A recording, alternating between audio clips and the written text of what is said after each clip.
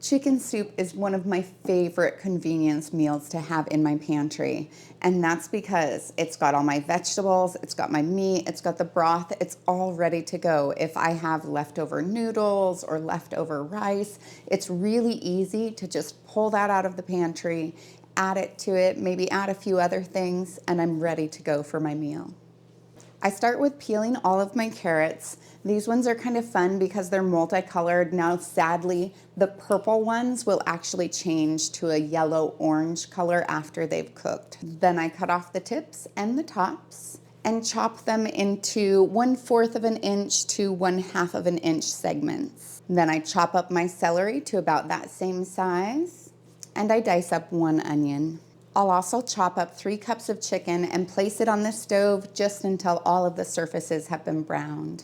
So now I'll add my 3 cups worth of chicken, 2 cups of sliced carrots, 1 cup of sliced celery, 1 diced onion, 3 chicken bouillon cubes, 2 tablespoons of minced garlic, 1/2 of a teaspoon of salt, 1/4 of a teaspoon of pepper, and 16 cups of chicken broth. I'll then place this on the stove and bring it to a boil and then let it simmer for 30 minutes.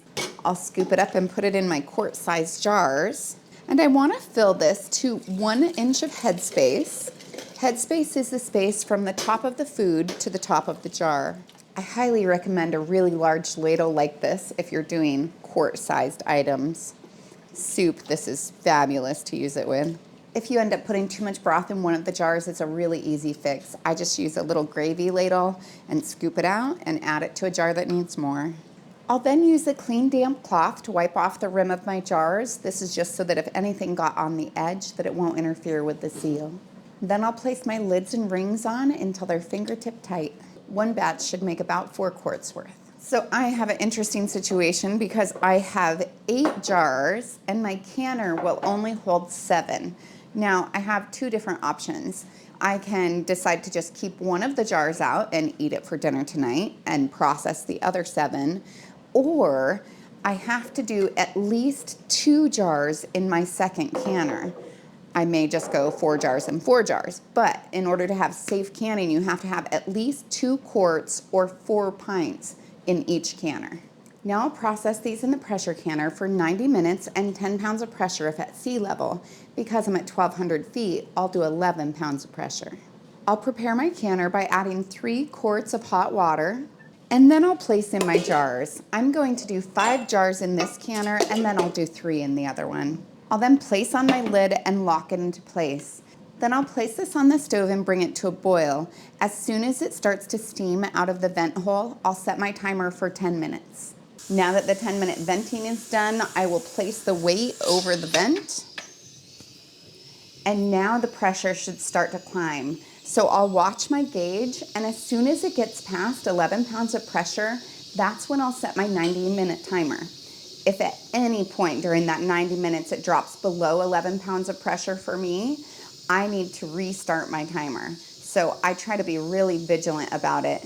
Generally speaking, I keep it closer to 12 or 13. I don't really want it past 15, or the pressure that's in there is just too much and I feel like you get a lot of leakage. Now that the timer's gone off, I'll turn off the heat and then just let the pressure drop naturally. I don't want to mess with the weight, nothing. I'll just let it sit and I'll continue to watch for this to drop down to 0. Now that my dial is down to 0 and my pressure indicator is down, I can take off the weight. This is just kind of a safety feature because if there had been any pressure left in there, it would come out of the vent at this point. And then I'll unlock my lid and open it away from me so that the steam doesn't go into my face. Then I'll let this sit for 10 minutes so that it can cool down. I then remove the jars and place them 1 to 2 inches apart on a heat-resistant surface, and I'll allow them to sit there for 24 hours until they get a really good seal. Then I'll remove the ring and use hot soapy water to wash off the outside and store them in a cool, dry, dark location like my pantry and use them in the next 1 to 3 years.